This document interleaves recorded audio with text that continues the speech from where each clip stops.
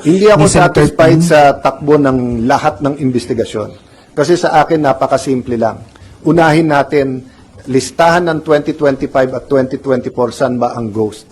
Bakit pinaka-juicy, pero pinaka-magulo din yung Bulacan? Kasi may ghost eh.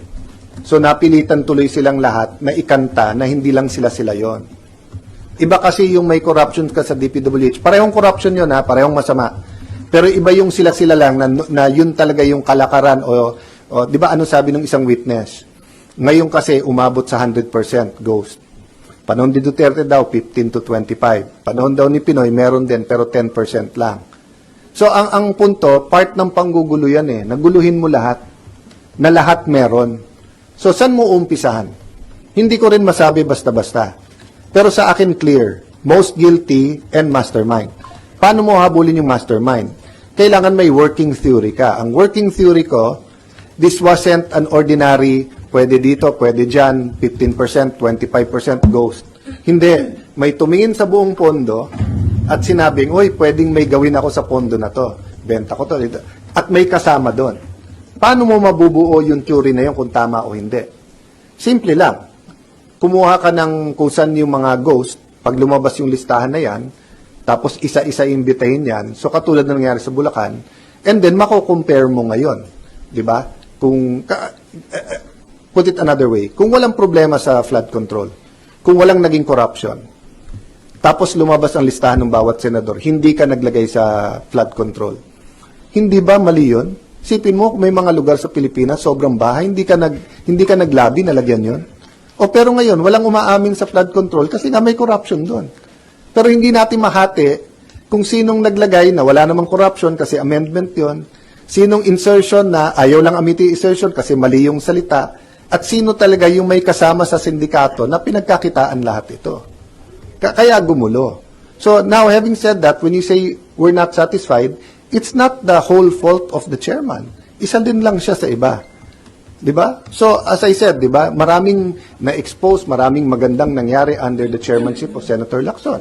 And if this was 10 years ago, 15 years ago, I don't think aabot sa mag-iisip siya mag-resign. Pero iba sitwasyon ngayon eh. Iba din ang mga iba't ibang grupo. So, having said that, either wag na siya mag-resign at mag-usap-usap sa direksyon, or kung sino man yung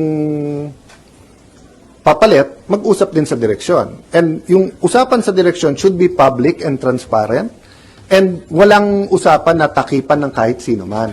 Pero hindi rin naman pwedeng parang pag babanggitin medyo grupo na to, go ahead. Pag etong grupo na to, wag mo nang banggitin. Pag siya naglagay, amendment yan ha. Pag ako naglagay, insertion yon. Hindi tayo magkakaintindihan pagka ganon. Di ba? No. Pag Malacanang ang nag-release dahil siya, unprogrammed. Ano yon? Insertion, amendment.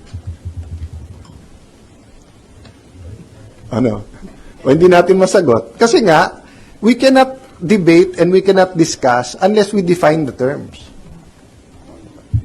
Pero sir, kayo po, meron kayong choice po kung sino Choice po to majority yon. Kung gusto nila ibigay sa minority, I'm sure we can also find. Isa po kasi sa mga kinoconsider din po, again, si Senator Pia po, if I'm not mistaken, pinamunuan niya na rin po yung Blue Ribbon Committee. Sa tingin niyo po, Sama ko siya Sunday night. At that time, kakasabi lang ni Senator Lacson na mag-resign siya. So hindi namin napag-usapan at all sinong papalit. In fact, yung proposal ko na resign all, I think hindi pa niya nababasa kaya hindi niya ako kinonfront about it. So, but since Sunday night, hindi ko pa siya nakakausap. So, but hindi ko siya kakausapin unless tanungin niya ako anong benefit o hindi. Di ba kasi talagang usapan ng majority yun eh. And so far ang nangyari yung mga ayaw, di ba? But basic lang muna. Dapat matuloy yung hearing.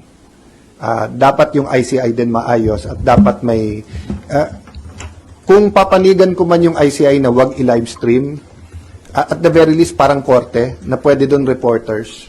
Di ba? Yung nakita niyo sa US, di ba, yung pwedeng may magsisketch tapos nag-notes kayo. Pero yung hindi na natin alam ko ano yung tinatanong at ano yung sagot, medyo mabigat yun. Kasi siguro ang kailangan maano nung ICI is that your conclusion has to be supported by the public. And usually, pagka hindi alam ng mga tao yung premise at yung proseso, hindi ganun kadaling suportahan ng conclusion. So, halimbawa, kung naging conclusion nila, 24 senador involved, or that other extreme, walang senador na involved, will you support that? Media na kayo, ha? More informed na kayo than the public. Malamang you can't support it kasi hindi nyo na alam nangyari before that, eh. Di ba?